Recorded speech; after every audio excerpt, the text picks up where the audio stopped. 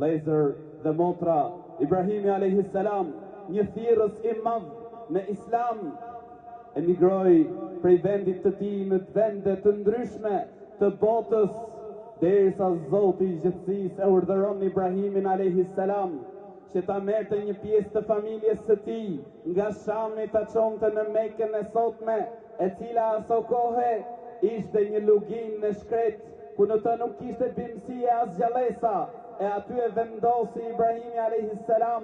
Haxherën bashkëshorten e tij, bashkë me Ismailin djalin e tij.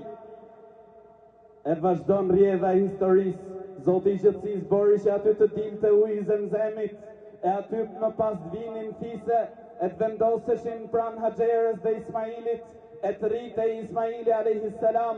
derisa arritin atë momentin ku prindi është më shumë i lidhur me fëmijën e tij, e aty vjen një provim për të vërtetuar besimin e fortë që kishte Ibrahimi a.s.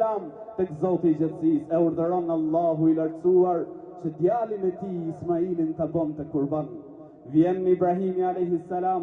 i thot djalit të tij, unë shikoj në ëndër dhe ëndrat e profetëve janë të vërteta. Thot shikoj në ëndër sikur të bëj kurban.